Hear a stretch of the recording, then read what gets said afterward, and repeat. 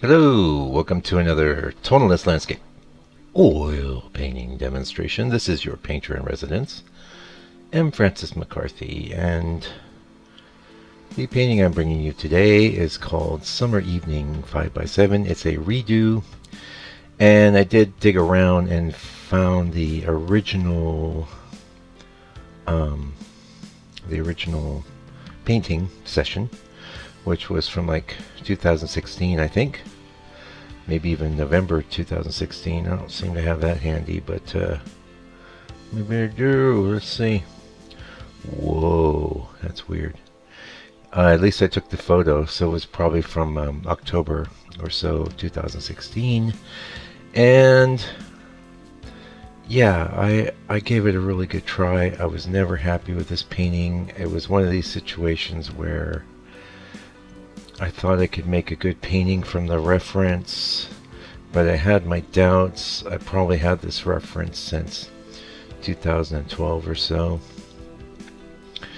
And while there was things I liked about the painting, I liked it well enough not to throw it away. I was always quite disappointed in it whenever I pulled it out of the box. And so if you've seen the little title thing, you'll see where we're headed as far as a redo goes. But I think it's neat to go ahead and share the entire session, especially when you see how, how much it's going to change. It's definitely going to go a lot more tonal, which is something that tends to happen with the redos because I break out the glaze and I start getting busy.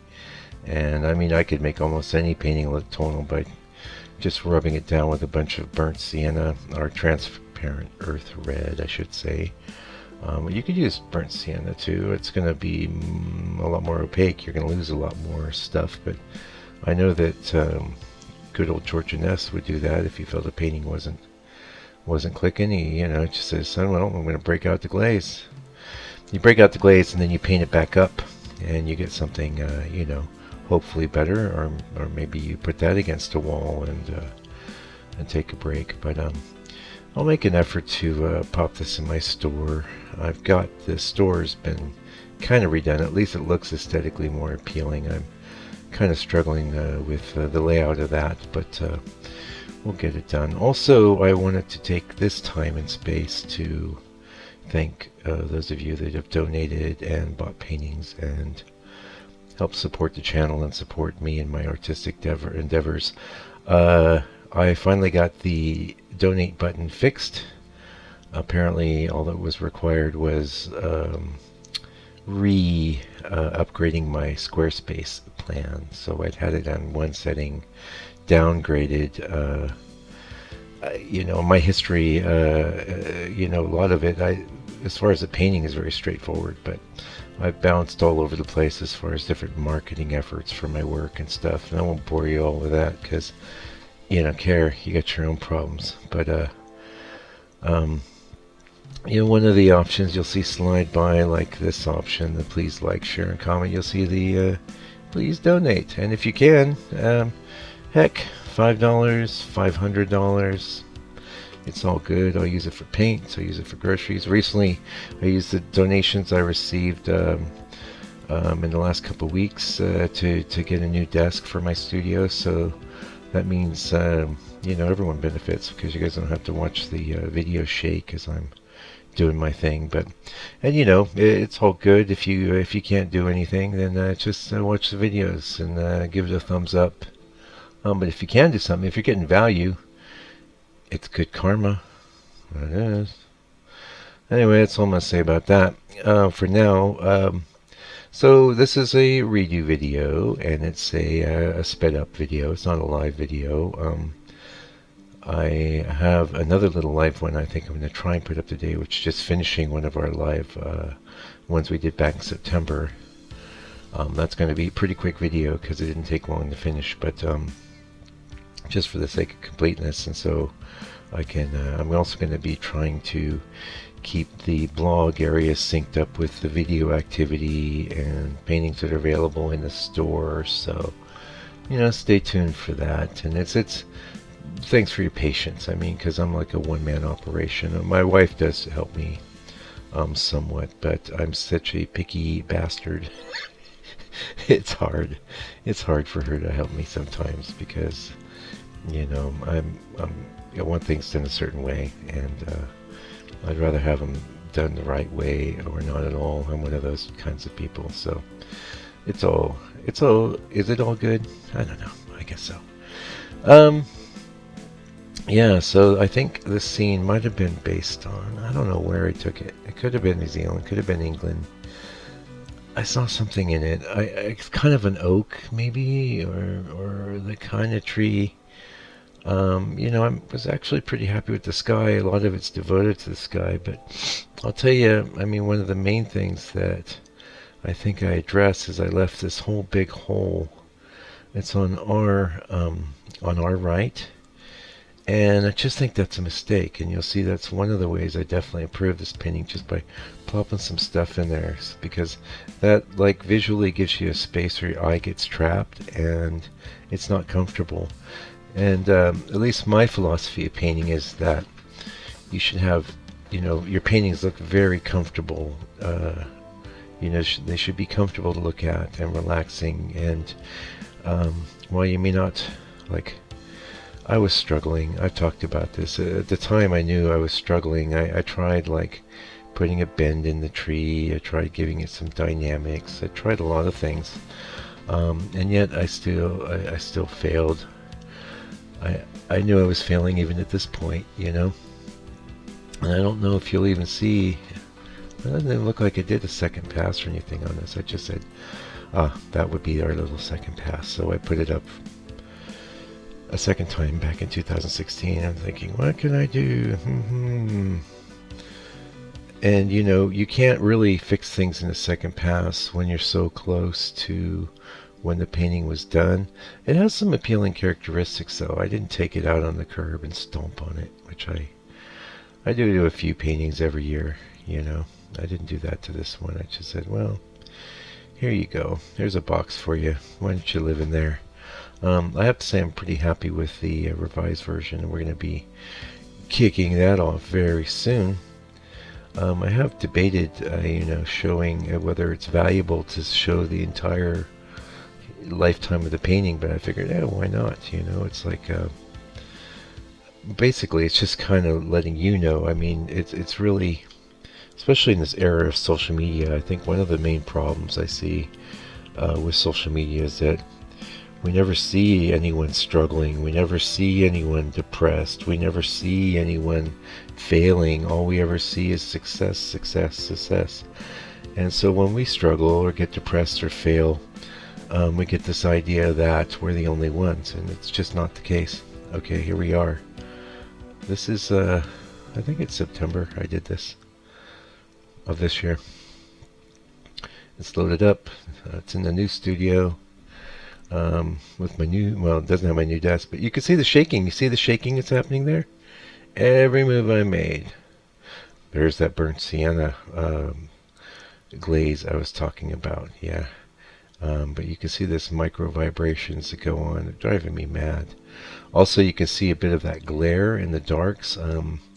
I've dealt with that pretty well now by putting a sheet up over that window on that side, so that's not an issue anymore. But yeah, I'm getting happier with the setup. It's kind of hot in there right now.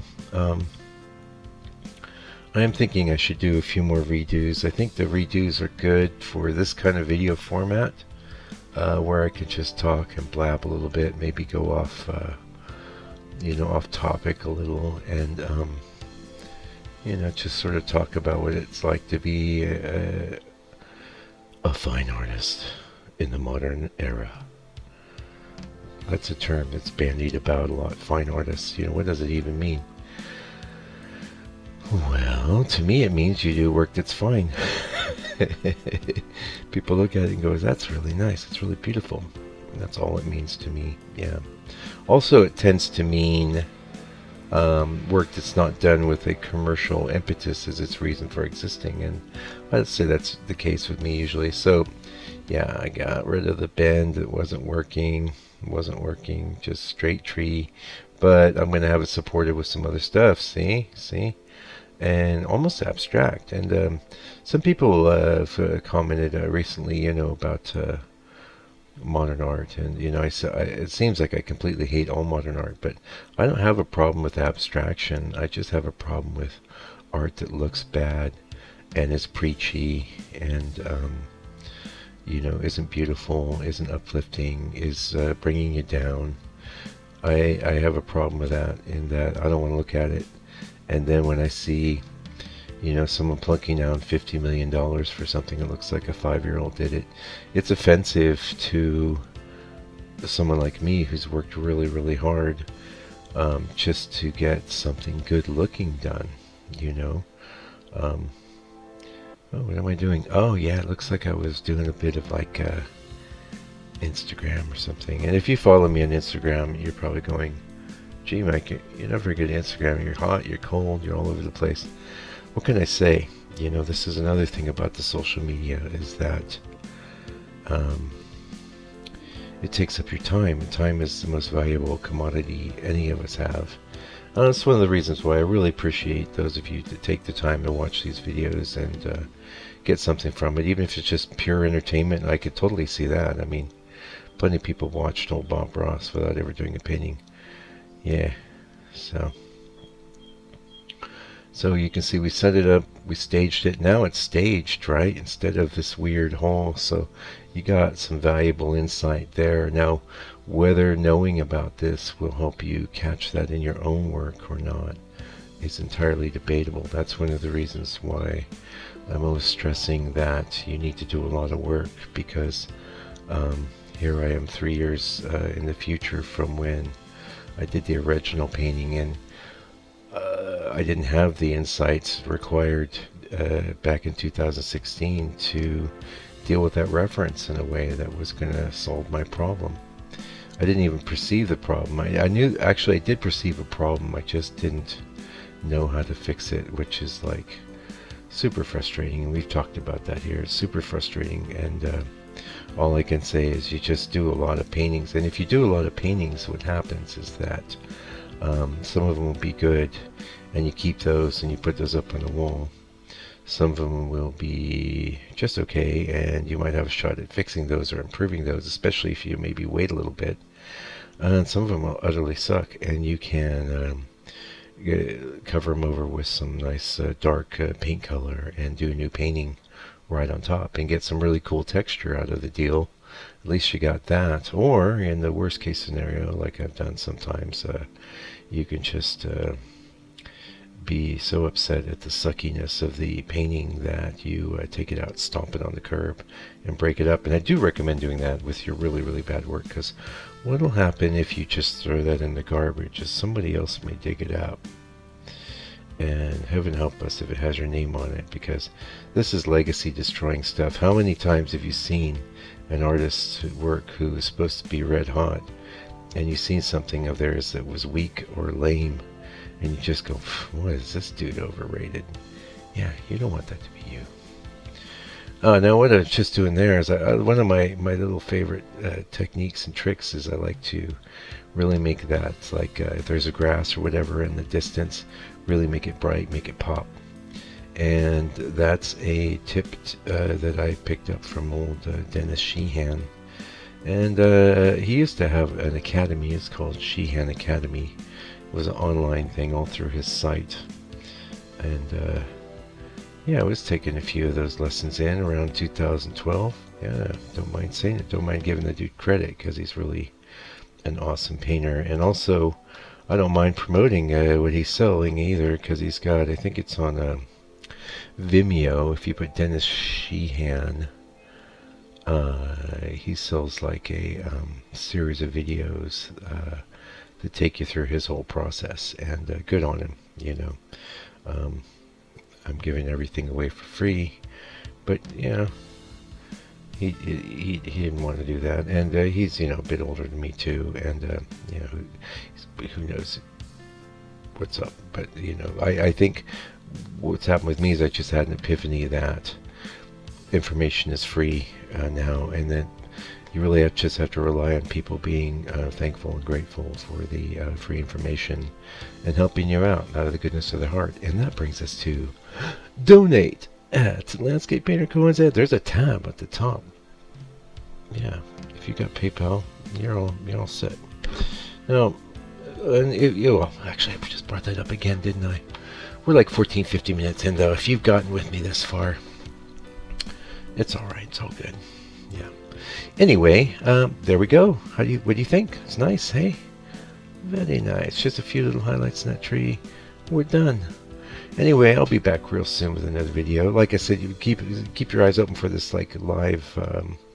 It's not a redo. It's just finishing a painting that I started live and shared of a real 5x10. Anyway, keep your eyes open for that. It's coming, and have a good Thanksgiving Day weekend. Meanwhile, today is December 2nd, by the way, and I'll be back real soon in the video. Meanwhile, please take good care of yourself, all your loved ones, and your enemies. Why not? And stay out of trouble.